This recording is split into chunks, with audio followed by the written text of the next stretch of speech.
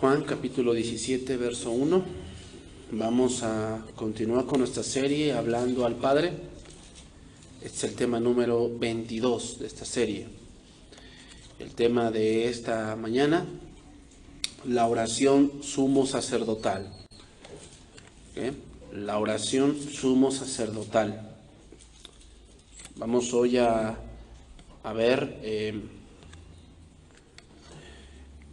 la oración de Cristo como sacerdote en Juan 17. Vamos a estar estudiando un poco sobre esta oración, que es importante, y podemos decir, hermanos, que esta es una de las oraciones más completas o más completa que hay en las Escrituras. Obviamente porque la hizo Cristo mismo, pero también nos enseña el cómo se debe orar. ¿Ok? Juan 17, 1. Dice ahí: estas cosas habló Jesús, y levantando los ojos al cielo dijo: Padre, la hora ha llegado. Glorifica a tu Hijo, para que también tu Hijo te glorifique a ti, como le has dado potestad sobre toda carne, para que dé vida eterna a todos los que le diste. Y esta es la vida eterna, que te conozcan a ti, el único y Dios verdadero, y a Jesucristo, a quien has enviado. Yo te he glorificado en la tierra, he acabado la obra que me diste que hiciese. Hoy en este punto, hermanos, de la oración, vamos a ver a nuestro maestro, el máximo ejemplo de la oración, el máximo ejemplo de cómo se ora y por qué se ora.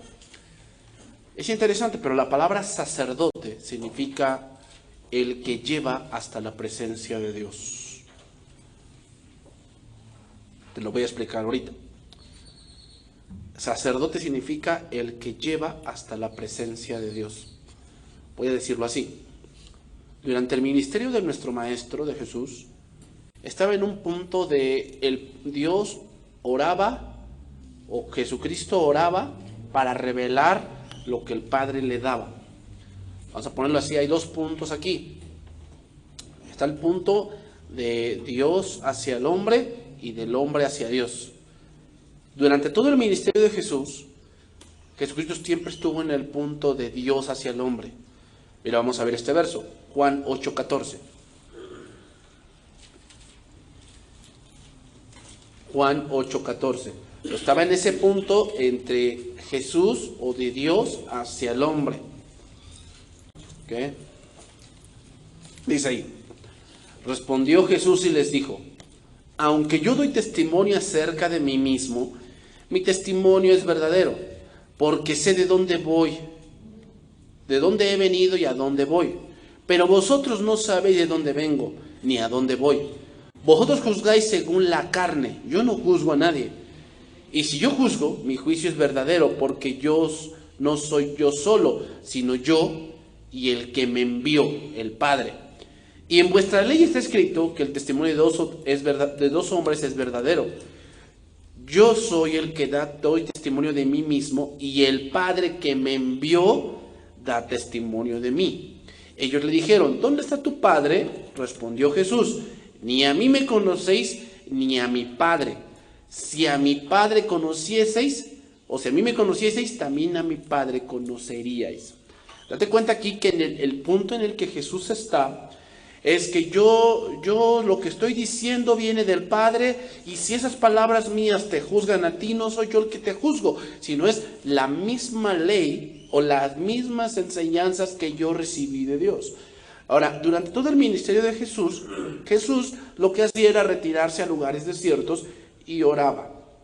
Después regresaba y hacía lo que iba a hacer en ese día. Por decir, Jesús oró antes de escoger a sus 12 apóstoles. Jesús oró antes de caminar sobre el mar.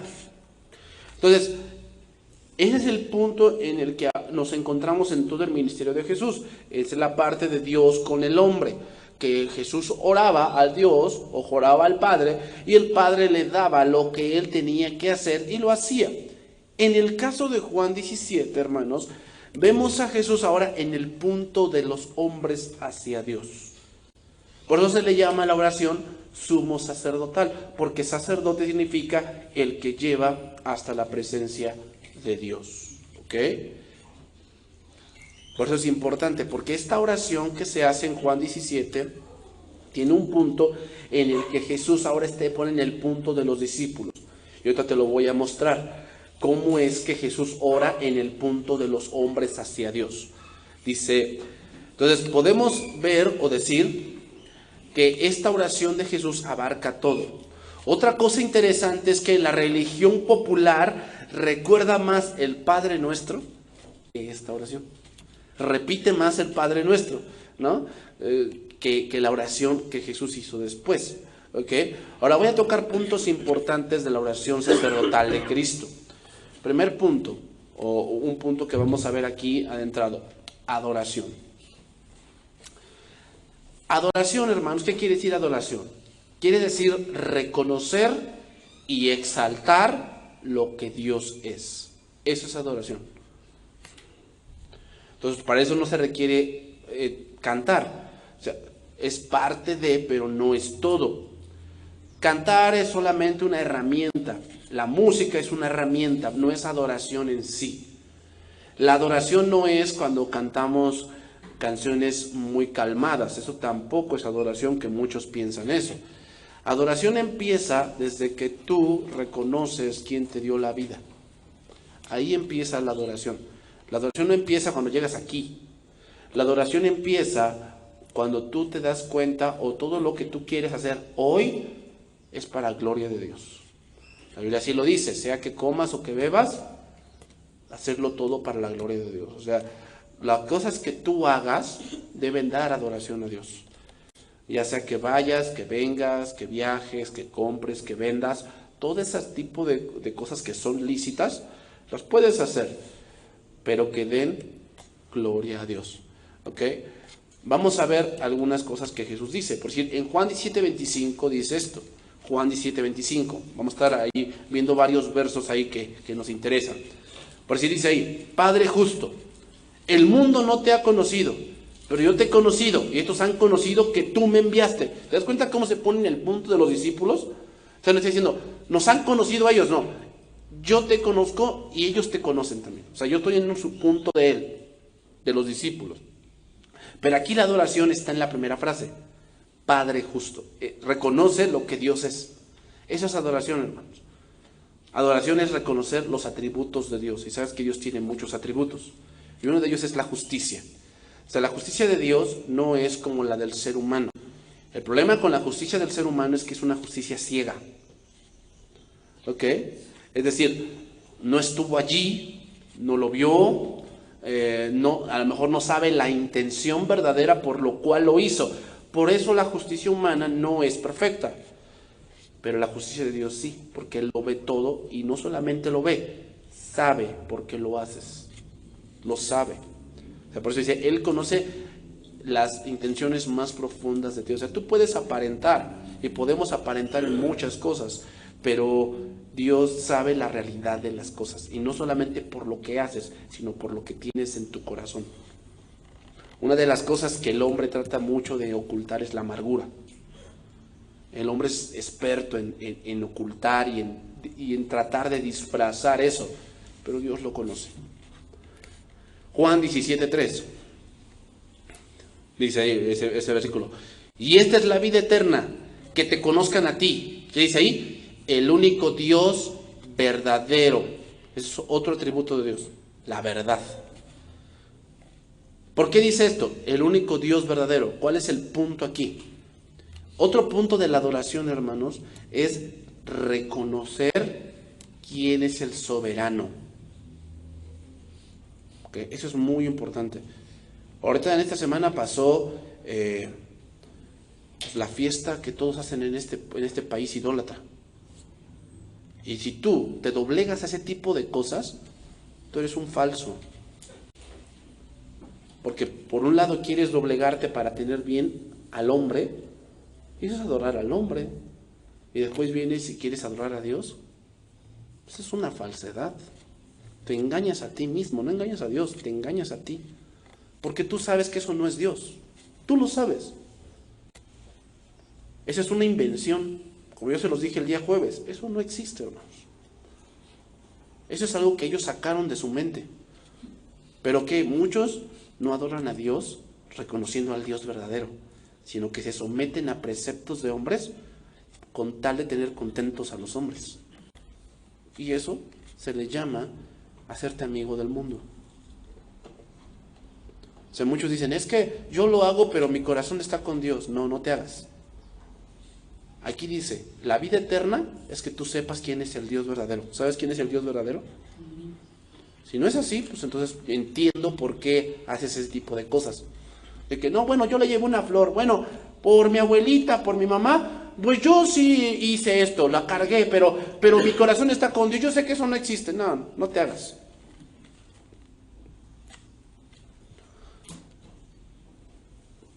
¿Sabes que cuando adoran a la muerte, adoran a un demonio? Entonces, ¿por qué te sometes a ese tipo de cosas? ¿No se supone que tú conoces al Dios verdadero? Digo, entonces ¿por qué te sometes a esas cosas? Es que son tradiciones. Pues Jesucristo dijo, ustedes invalidáis el mandamiento enseñando como mandamientos doctrinas de hombres o tradiciones de hombres. El hecho de que sea una tradición mexicana, ¿eso qué tiene que ver? Dios no se basa en tradiciones, Dios se basa en mandamientos. Eso es lo que muchas veces no entendemos. ¿Te das cuenta? Porque esa es la vida eterna. La vida eterna no es que te congregues siempre. O sea, es bueno que te congregues, de hecho es una orden. Pero el punto es que no eres cristiano porque estés aquí. Eres cristiano porque conoces quién es el Dios verdadero. Por eso te digo, esas cosas que el mundo adora no existen. O sea, yo los veía allí caminando y la traen cargando. Entonces dices, mira, o sea, la tienen que cargar porque ella no puede caminar sola. O sea, ahí imagínate, ¿quién protege a quién? Hasta la lógica te lo dice. ¿Quién protege a quién? Pero si se tropieza, la va cargando, pues ya. Entonces sí, se quebró. Y lo linchan, ¿no? Porque se le quebró la maderita. O sea, ¿quién protege a quién? ¿Te das cuenta? Por eso dice la Biblia que aquel que confía en eso es un necio. Porque esas cosas ni huelen, ni ven, ni caminan, ni palpan, ni pueden hacer nada. Ay, bueno, entonces, ¿por qué si yo le oré mucho, me concedió el milagrito? Me llaman, hay unas cosas que se llaman gracia general. Hoy, en ese día, muchos que no creen, en el sentido de que son creyentes, se sanaron, ¿o no? ¿Quién hizo eso? ¿San Juditas? ¿San Martín de Porres? ¿El ángel Miguel? No. Dios, que en ese punto espera que el hombre, al ver la gracia de Dios, que se arrepienta. Entonces, esas apariciones donde que apareció una tortilla en el árbol ahí del tejocote ahí de mi casa. Ahí apareció y ahí le puse su altarcito para que me bendiga. ¿No dice la Biblia que el mismo Satanás se disfraza como ángel de luz? ¿Sabes que esas cosas que Satanás hace es para que tú te aferres más a la idolatría? Por eso dice que la salvación es por fe, no por vista. ¿Te das cuenta cómo todo eso es un sistema donde el mundo anda enceguecido? Hermano, y otra cosa te voy a decir. Aquel que es idólatra, una de las cosas que le viene es pobreza. Por eso, yo le decía ayer a mi mamá, no es que el mexicano no tenga, es que el mexicano es tonto.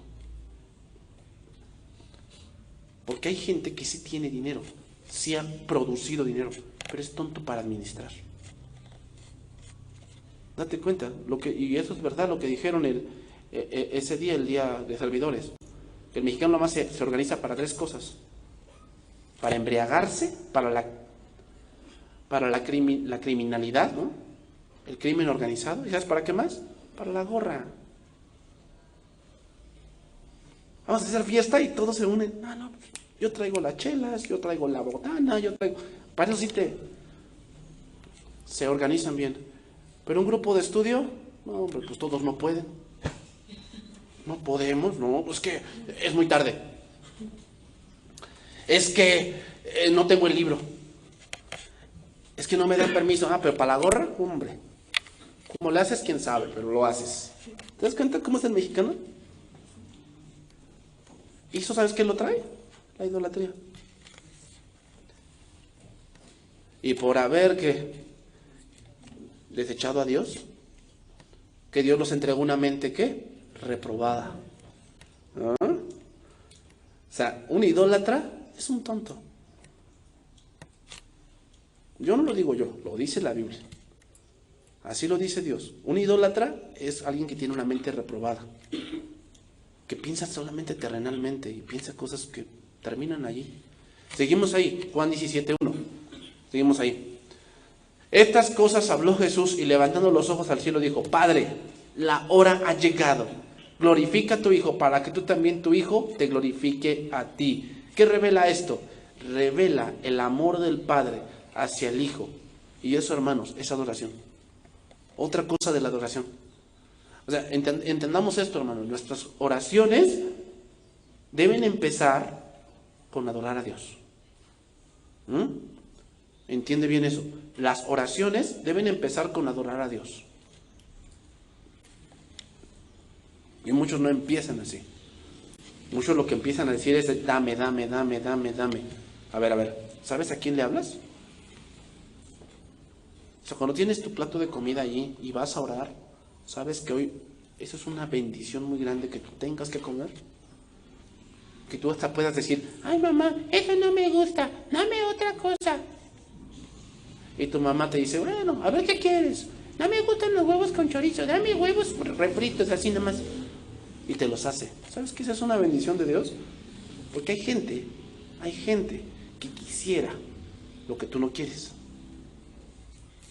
O sea, ponte a pensar en eso. Yo sé que hay comidas que no te gustan y estoy de acuerdo, ¿ok? A mí también hay comidas que no me gustan. Pero si todo le pones fuchi, ¿sabes qué me hace ver eso? Que no entiende de dónde viene eso. Porque piensas que lo produces tú y por eso te pones en ese tipo de actitud. Que no, pues yo no quiero comer esto. ¿Por qué? Pues porque no me gusta. Sí, estoy de acuerdo que hay una comida que no te gusta. A lo mejor no te gustan los arvejones, no te gusta el arroz, no te gustan los chícharos, no te gustan las habas, no te gustan las papas, el brócoli, la coliflor. Tal vez no te gusta eso. Ok. Pero todo, eso habla de soberbia. ¿Por qué piensas que lo haces tú?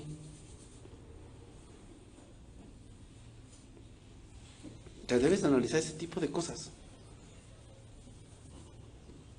El Hijo, hermanos, aquí el versículo 1, el Hijo sabe que el Padre le ama y que va a glorificarlo. ¿Cómo? Haciendo su voluntad. ¿Sabes que Dios te ama? Si sabes que Dios te ama, no es para que no te pase nada, Si Dios te ama, ¿sabes qué va a hacer Dios? Su voluntad en tu vida. Y eso, hermanos, a veces duele. Si yo quisiera decirte que no vas a sufrir, pero sí, hermano. Hay cosas que en este año que vienen, hay cosas que Dios tiene en su voluntad para ti. Son cosas buenas, agradables y perfectas. Pero, muchas veces para que llegues ahí, tienes que padecer. ¿Estás consciente de eso? Tienes que padecer. Perder a veces cosas. Que Dios te diga cosas, no. Y eso duele. Pero debes saber que Dios te ama y que quiere lo mejor para ti. A ver, en ese momento, Juan 17, después si tú sigues leyendo, Jesús es arrestado, es juzgado malamente y después ¿qué es? Crucificado. Pregunta, ¿Dios no lo amaba? Sí. Por eso le dice el Señor: haz tu voluntad. Versículo 2. Otra muestra de amor, hermanos, es esa frase, lo que me diste, lo que me diste. Vamos a analizar esa frase, lo que me diste. Versículo 2 dice: como le has dado potestad sobre toda carne, para que dé vida eterna a todos los que le diste. Versículo 4. Yo te he glorificado en la tierra, he acabado la obra que me diste. Versículo 6. He manifestado tu nombre a los hombres que del mundo me diste. Tuyos eran y me los diste. Versículo 9. Yo ruego por ellos. No ruego por el mundo, sino por los que me diste, porque tuyos son. Versículo 24. Padre, aquellos que me has dado, quiero que donde yo estoy, también ellos estén conmigo. Versículo 7. Ahora han conocido que todas las cosas que me has dado proceden de ti. ¿Te das cuenta, hermanos? Otro punto de la adoración aquí, la gracia. La gracia. Gracia no solamente tiene que ver con regalo inmerecido, hermanos. No solamente tiene que ver con eso. Tiene que ver también con esas cosas que Dios en su soberana voluntad permite en tu vida. ¿Has orado alguna vez a Dios diciéndole, Señor, quiero que esto que me has dado sirva para tu gloria?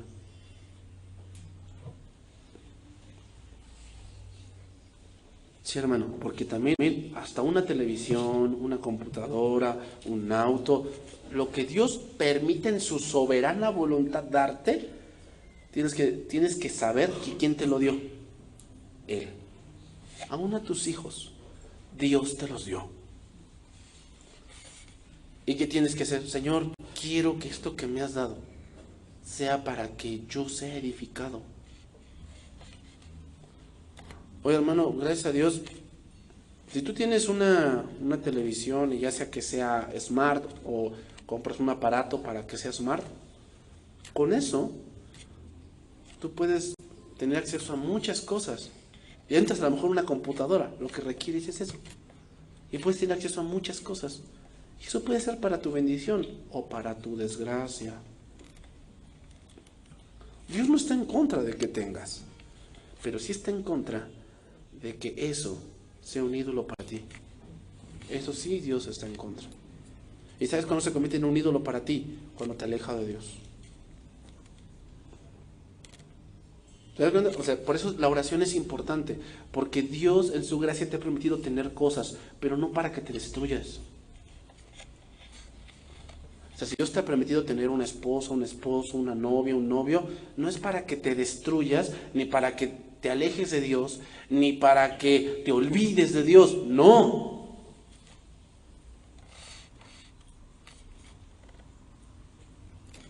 Sino es para que tú te afirmes en Dios y para que sepas quién te dio eso. Eso nunca se te debe de olvidar. ¿Quién te dio eso?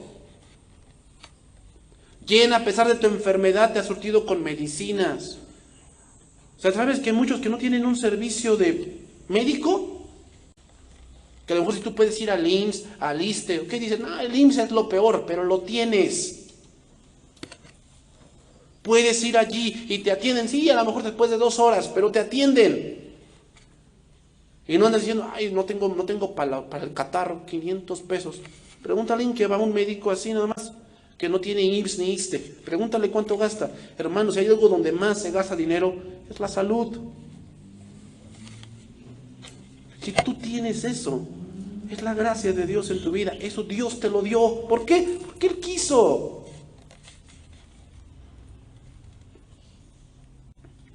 Si tienes para pagar un seguro de vida, que tú dices, no, pues yo ya aseguré a mi mamá, ¿no? Seguros de gastos funerarios, si ella se muere me dan 600,000 pesos. Bueno, ¿quién te da para pagar eso? Dios. Y eso es lo que muchas veces se nos olvida. Cuidado con eso, hermanos. Padre, aquellos que me has dado, quiero que donde yo estoy, también ellos estén conmigo. Pregunta, ¿no quisieras eso para tus hijos? Dios te lo dio a ti, esos hijos. ¿No quieres que donde tú estés, ellos también estén? Fíjate bien lo que dice. Para que vean mi gloria que me has dado, porque me has amado desde antes de la fundación del mundo. Otra cosa, cuando Dios te da algo, te está mostrando su amor. Para muchos que dicen, no, que Dios es amor, pues nada más ve lo que tienes, mijito. Nada más ve lo que tienes. Esos tenis de 1500 no creo que cualquiera los tenga.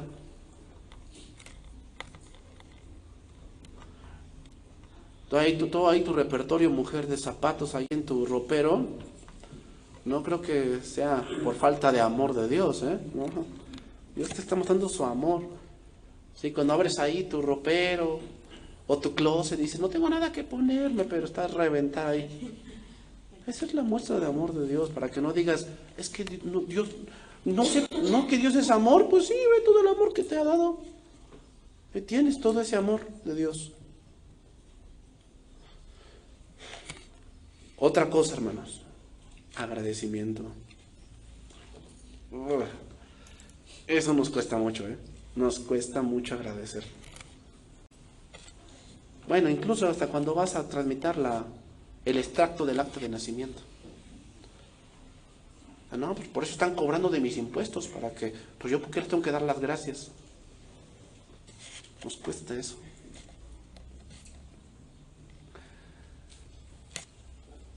Versículo 3. Juan 17:3. Esta es la vida eterna, que te conozcan a ti, el único Dios verdadero, y a Jesucristo, a quien has enviado. El Evangelio, hermanos, debemos dar adoración al Padre porque nos ha dado el Evangelio. Ahora entendemos que Jesús es el camino, Jesús es el indicado, el señalado por el Padre para perdón de los pecados. Fíjate, 3 cosas en las que Jesús adoró aquí. Número 1, agradecimiento. Agradeció, Señor, las cosas que me has dado, ellos saben que proceden de ti. O sea, Señor, yo les he mostrado que lo que yo hago no lo hago por mí, sino que tú y yo estamos en un mismo sentir. Número 2, intercesión. Y número 3, el Evangelio. Es por eso, hermanos, que hoy en día muchas de las oraciones son ineficaces. Se enfocan en el yo, se enfocan en obtener, jamás agradecer, y jamás nos damos cuenta que, hermanos, el conocer al Dios verdadero no es cosa de que seamos mejores nosotros, sino es la gracia y la misericordia de Dios. El que tú estés aquí y conozcas un poco más, no es que seas muy inteligente.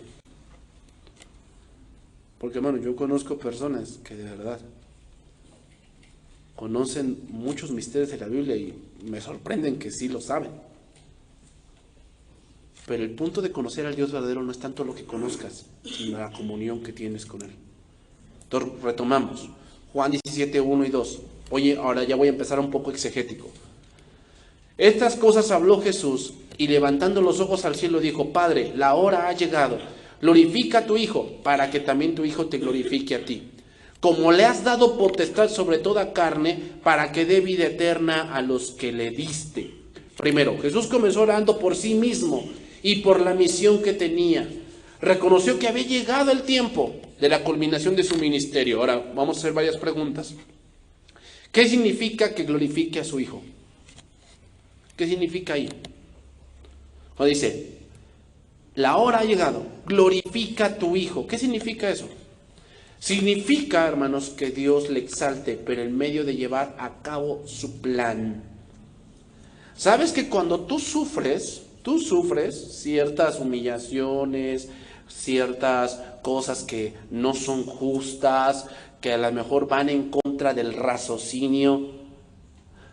O sea, tú piensas que Dios no es glorificado cuando te dijo tu bisabuela o te dijo tu mamá, no, es que aquí nacimos católicos y aquí te quedas y vas y ahora aquí adoras conmigo. Y tú le dices, no, ¿sabes qué? Porque eso no es Dios. No, yo no tengo hijo, hija del diablo. Para mí estás muerta, estás muerto. ¿Sabes qué? Eso glorifica a Dios. Tú no lo ves así. Tú sientes la humillación, sientes las palabras hirientes, ese tipo de cosas, pero Dios es glorificado ahí. ¿Sabes por qué? Porque tú demuestras que conoces algo más que ellos no conocen. Eso es glorificar. Para que Dios sea glorificado, hermanos, Él debe llevar a cabo su plan. No tus planes, su plan de Él. Muchas veces tenemos muy buenas intenciones en ciertos puntos. Tal vez oramos para ganarnos la lotería, ¿no? Y en ese querer decimos, Señor, si me la saco, vas a ver que te voy a dar. Esos son tus planes. Juan 1:9.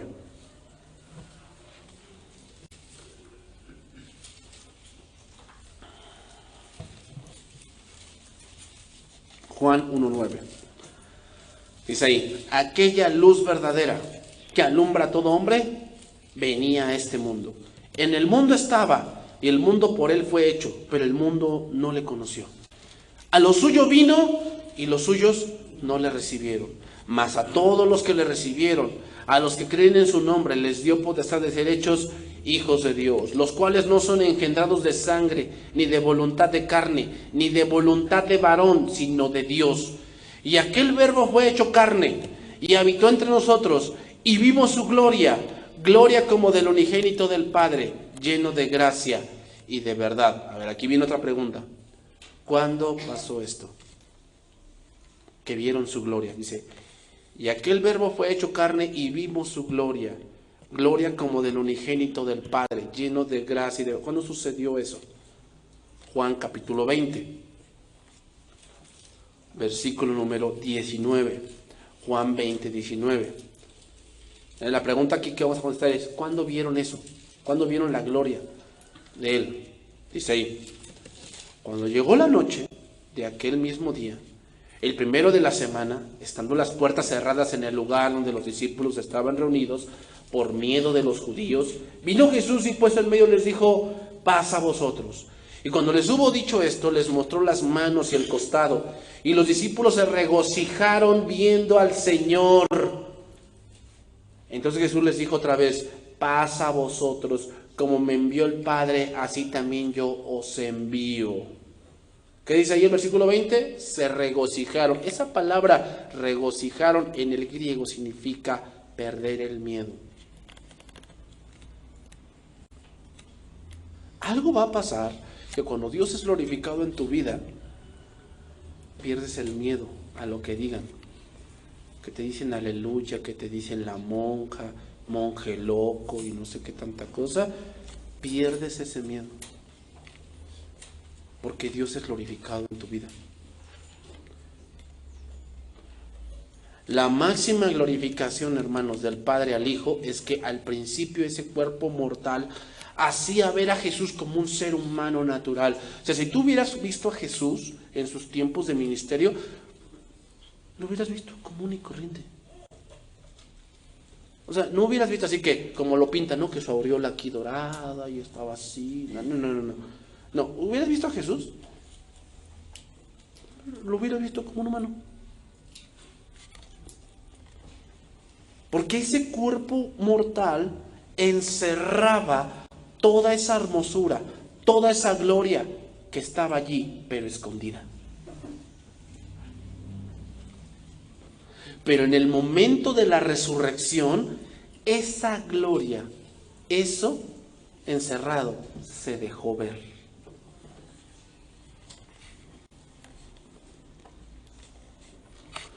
Cuando Jesús resucitó y se mostró a sus discípulos glorificado, no solamente vieron a un Jesús vivo, vieron a un Jesús lleno de esa gracia y de verdad. Porque todo lo que Jesús les había dicho antes de que Él muriese, comprendieron que era verdad. ¿Y por qué gracia? Lleno de gracia y de verdad, gracia. Porque comprendieron en ese momento que ese sacrificio que Jesús hizo era una gracia del Padre. Era un regalo de Dios a ellos el que Él muriese por sus pecados, lo entendieron. Hermanos, para que nosotros entendamos esa parte, o sea, porque hay muchos que no ven la profundidad del sacrificio de Cristo. O sea, les da igual. Porque hay muchos que no de verdad sienten ese agradecimiento. Ese agradecimiento de decir, Señor, gracias porque me salvaste. Porque hay muchos que no, o sea, yo lo he visto con varios que piensan que venir acá y que tener estas reuniones es algo más, un pasatiempo donde pasan su vida. ¿Por qué tienen ese tipo de pensamientos? ¿Sabes por qué? Porque no han glorificado a Dios. Que a través del sufrimiento te das cuenta cuánto Dios te ha amado. Y que a pesar de tus errores y a pesar de lo que has hecho, Dios siempre te ha tenido en su mano. Por eso muchos no aprecian el sacrificio de Cristo, porque no glorifican a Dios. Cuando pasas por eso, te das cuenta que Dios merece lo mejor porque Él te salvó. Efesios 1:15. Efesios 1:15.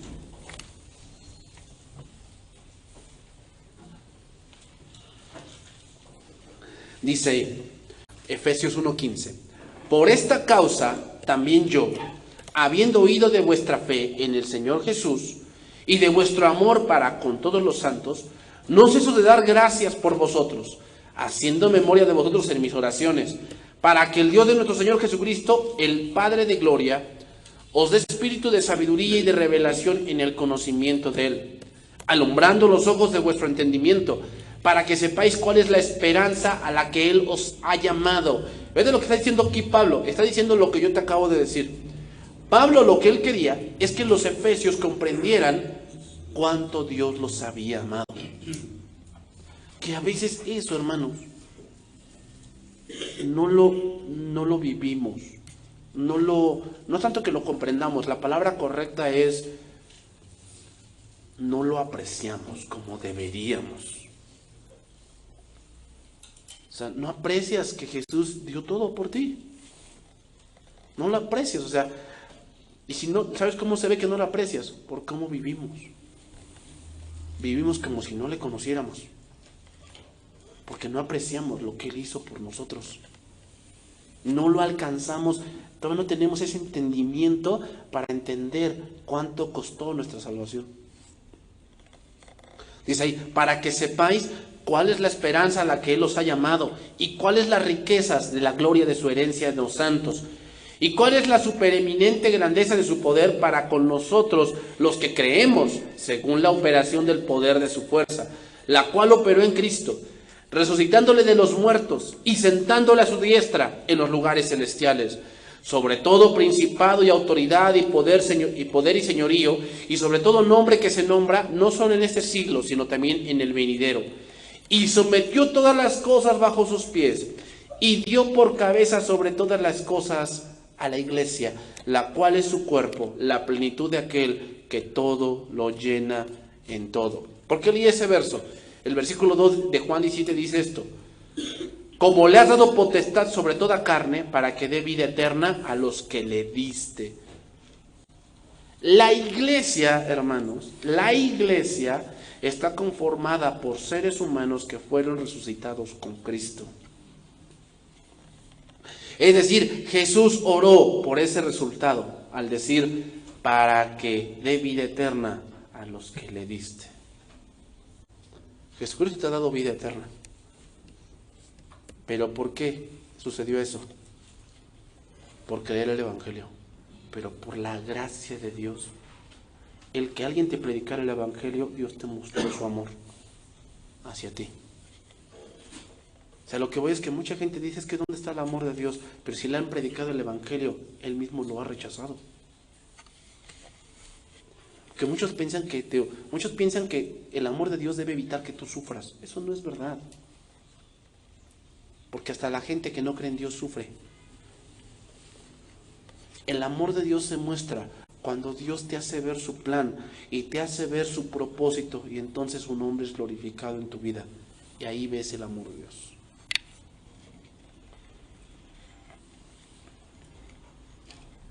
Juan 17:3, pasamos a ese verso, que es un verso, para mí siento que uno de los más importantes de esta oración. Y esta es la vida eterna, que te conozcan a ti, el único Dios verdadero, y a Jesucristo, a quien has enviado. Voy a comparar este verso con otro, Juan 3:19.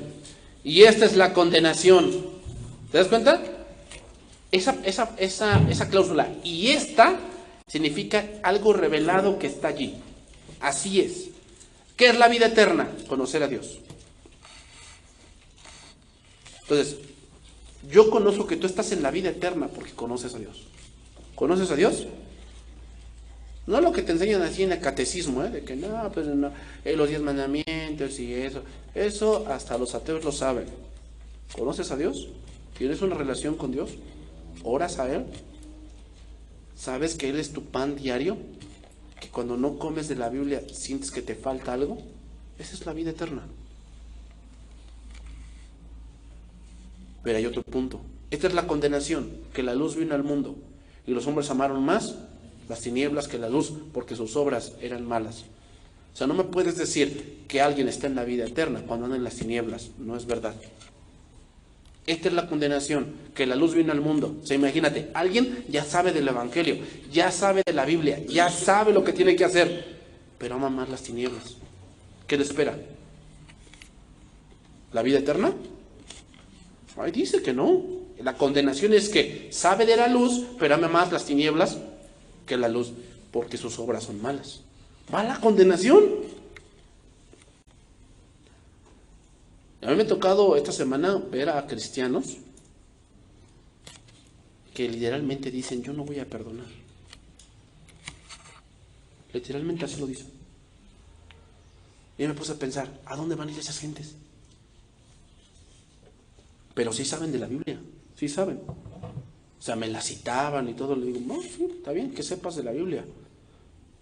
Mal, pero la sabes, ¿no? Sí, mal, pero la sabes. Pero le dije, ¿por qué no te reconcilias con fulano? En el sentido de que, pues ella dice que sí quiere reconciliarse contigo. No, dice, no, yo no tengo por qué, yo nunca la voy a perdonar. Y me puse a pensar, ¿a dónde se va a ir esa gente cuando muera? Ellas creen que van a ir al cielo. Pero está amando más que las tinieblas, que la luz. ¿A dónde crees que vaya? Pero no voy a decir nada, ahí lo dice. Los demonios, hermanos, también conocen a Dios, pero no se someten a su autoridad.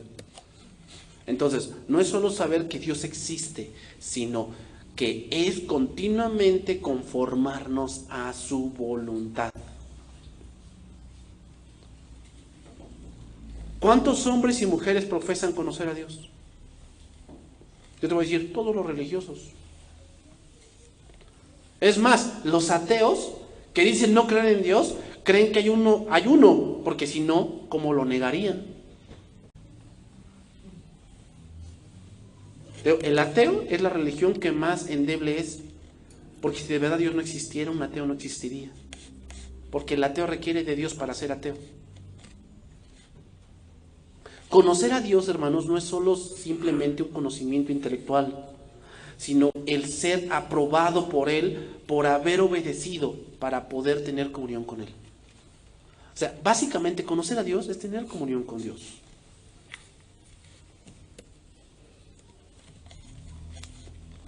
Vámonos yendo por la parte final. Juan 17, 3 y 4.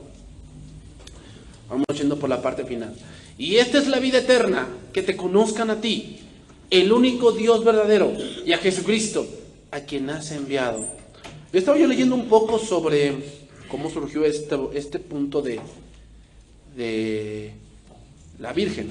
Obviamente esto surgió en el tiempo del oscurantismo, ¿no? Ahí siglo XIV, siglo XV, empezando desde el siglo V, ahí empezó el oscurantismo. Todavía estaba allí Agustín de Hipona.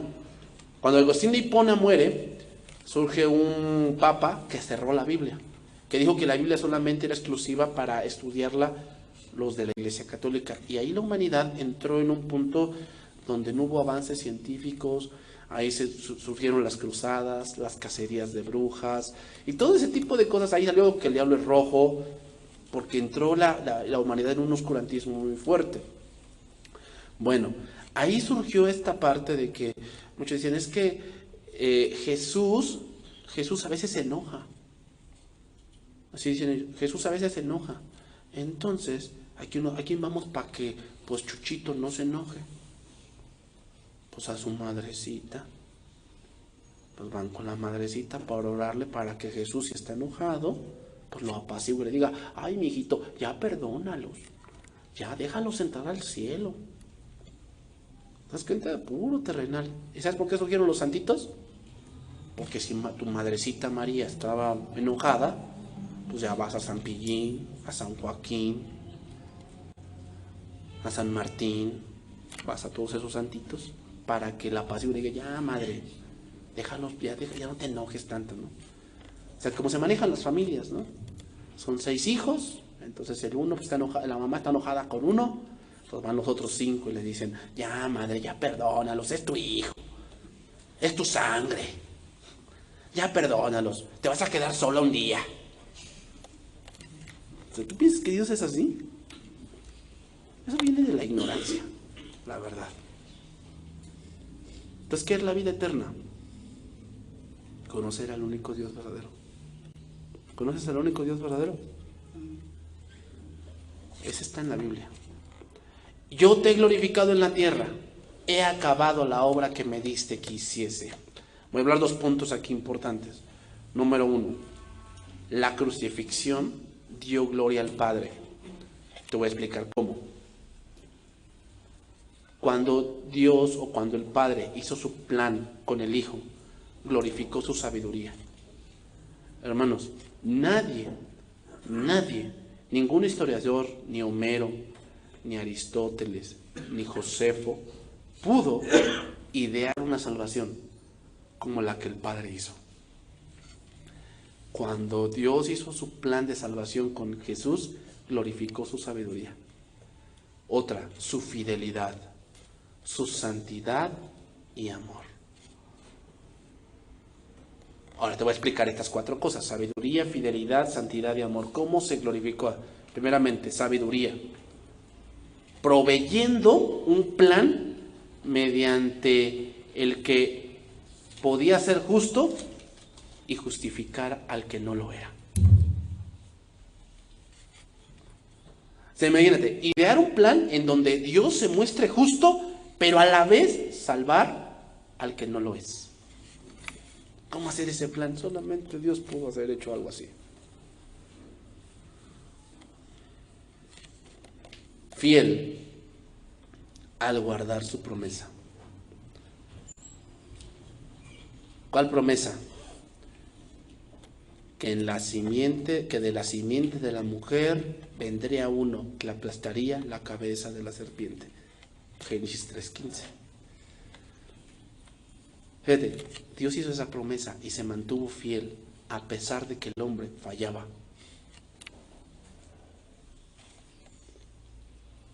Santidad. Al satisfacer las demandas de la ley.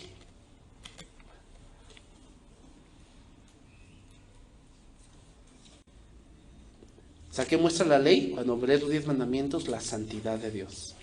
Por eso nadie puede cumplirla, hermanos, porque Dios es 3 veces santo, nosotros pecadores.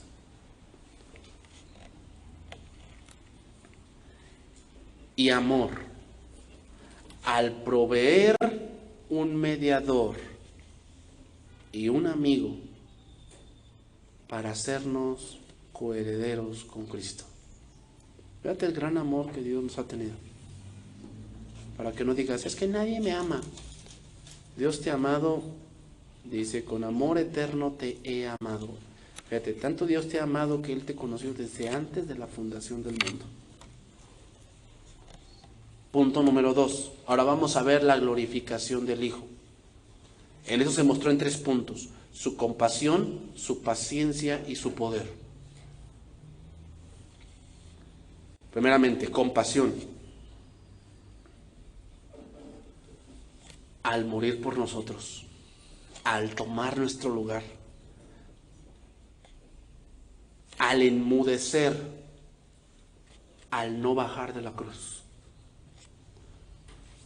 Me imagino que Jesús sabía que si Él bajaba de la cruz, nosotros jamás nos hubiéramos salvado. Nos tuvo compasión.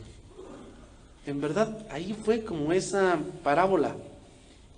Dice, que hombre teniendo 100 ovejas, se le pierde una, no deja las 99 y va por ella, y dice, cuando la halla, ¿cómo piensas que la halló a la oveja?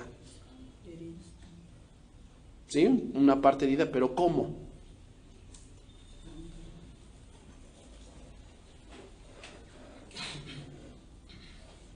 Que la oveja clamaba por ayuda. Porque una oveja es tonta, no sabe andar sola. Una oveja no sabe andar sola. Las ovejas fueron hechas para andar en rebaño. La fuerza de su protección de una oveja es el rebaño. Una oveja sola corre el 90% que va a morir. Es más, la oveja es semiciega. Si ella estuviera aquí y el agua está allá, no llega. Por eso requiere un pastor que la guíe y le diga para allá. Por eso dice, tu vara y tu cayado me infunden aliento, porque no solamente la vara, es que la vara del pastor tiene como una ruedita aquí, que eso es para jalarlas. Pero a veces también la vara es para sonárselas. Pero otra cosa es que la vara, cuando va caminando el pastor, aquí se ve mucho que el rebaño va adelante y el pastor va detrás, ¿no? Pero en ese momento no. En el tiempo de Jesús, el pastor iba adelante y iba pegándole a las piedras. Entonces las ovejas se guiaban por el oído. ¿Cómo es la salvación? Por el oír. Por eso dice tu vara y tu cayado. O sea, oían dónde pegaba la vara del pastor y caminaban, porque oían. No lo veían, oían. ¿Por qué crees que nos compara con las ovejas? Bueno, esa oveja perdida, Jesucristo la buscó y nos encontró. ¿Pero cómo? Por compasión. A ver, ponte a pensar. A ver, ¿qué sería más factible? ¿Perder 99 o perder una?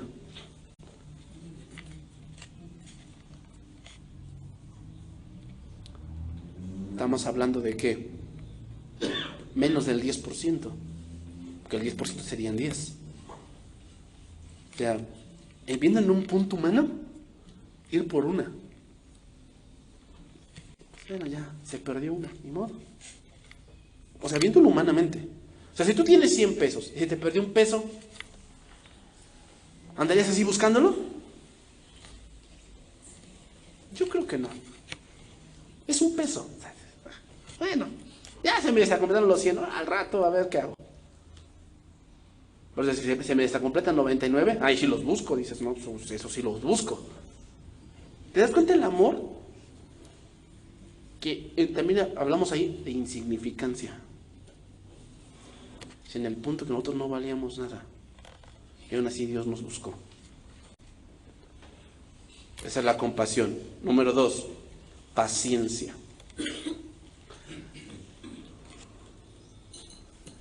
Nos mostró su paciencia al no morir la muerte común de la mayoría,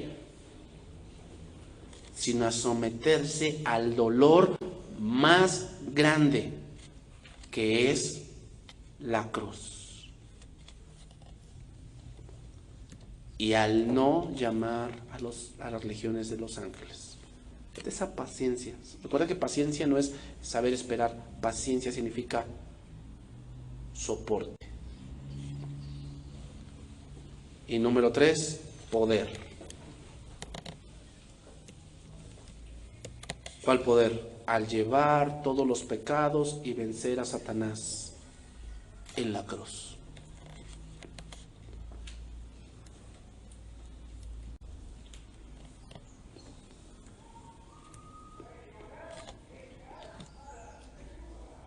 Los termino con esto, hermanos. Termino con esto. Jesús, ¿por qué oraba en este momento? En Juan 17. Oraba porque esa misión se cumpliera en todo punto para que Dios fuese glorificado. Cuando a lo mejor ores en tu principio de año, no sé si lo hagas, porque las uvas no sirven, ¿eh? Las uvas no sirven, y tampoco sirve la truza roja para el amor, o la truza amarilla para el dinero, o que te salgas a dar la vuelta con maletas para que te vayas de viaje. No. ¿Sabes lo que sirve para irse de viaje? Las agencias de viajes, eso sí sirve. Sí, porque te den un presupuesto a dónde quieres ir. Pero orar a Dios, ¿sabes por qué? Porque Dios tiene planes para ti. Y en esos planes sí va dolor, pero también va alegría para ti. Pero ora a Dios para que eso se cumpla cabalmente en ti, porque entiende bien esto, aquí lo que importa no eres tú, es un hombre. O sea, hermanos, de esta iglesia no importamos nosotros, aquí lo que importa es un hombre, que su nombre deberá ser invocado en este lugar y que Él sea glorificado con los que se congregan aquí. Porque aquí nos congregamos por Cristo, no por un hombre.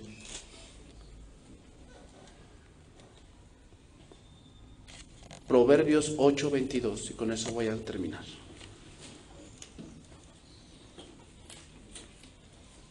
Proverbios 8:22.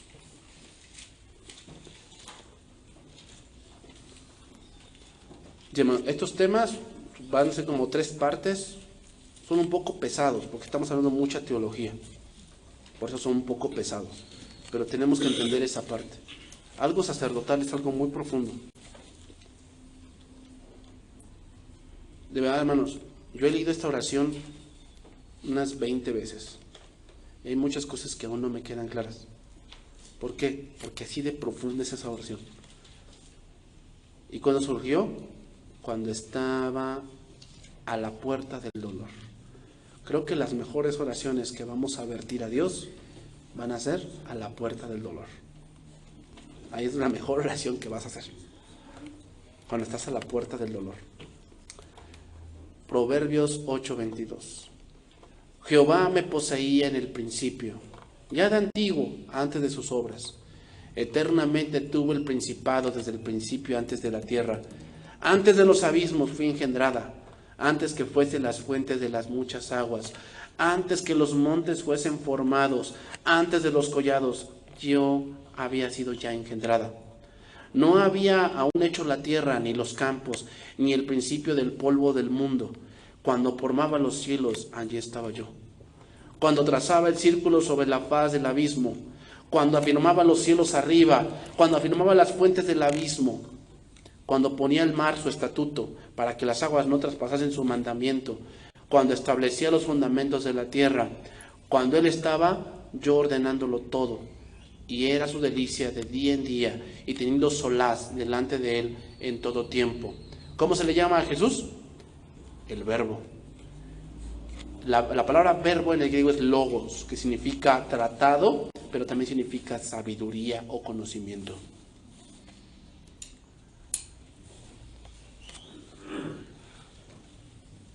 Me regocijo en la parte habitable de su tierra, y mis delicias son con los hijos de los hombres. Ahora pues, hijos, oídme, y bienaventurados los que guardan mis caminos. Atended el consejo y sed sabios, y no lo menospreciéis. ¿Qué es la vida eterna? Conocer a Dios. Atended consejo y sed sabios. Entonces, ¿qué es sabiduría? Conocer a Dios. Alábase en esto el que se hubiere de alabar, en conocerme y en entenderme. Bienaventurado el hombre que me escucha, velando a mis puertas cada día, aguardando los postes de mis puertas, porque el que me halle hallará la vida y alcanzará el favor de Jehová. Esta es la vida eterna, que te conozcan a ti, el único Dios verdadero, y a Jesús, a quien tú has enviado. Porque el que me halle hallará la vida y alcanzará el favor de Jehová. Mas el que peca contra mí, esa frase, el que peca contra mí, no se refiere a un pecado ocasional. Se refiere, y esta es la condenación, que la luz vino al mundo, pero el hombre amó más. El que peca contra mí, ¿qué? Defrauda su alma. Todos los que me aborrecen ama más las tinieblas que la luz, ¿qué? Irán a la condenación porque sus obras son malas. Todos los que me aborrecen aman la muerte. Los hermanos, si estamos en la vida eterna, una de las cosas que sí te debes de poner como propósito es conocer más a Dios. Debes de conocer más a Dios. No sé cuántos aquí ya han leído toda la Biblia, pero si no, pues que sea este año el que te leas la Biblia, porque esa es la vida eterna. Jesucristo mismo lo dijo: escudriñad las Escrituras, porque en ellas os parece que está la vida eterna. Pues la vida eterna no es donde te congregas, es si conoces a Dios. Vamos a orar, hermanos.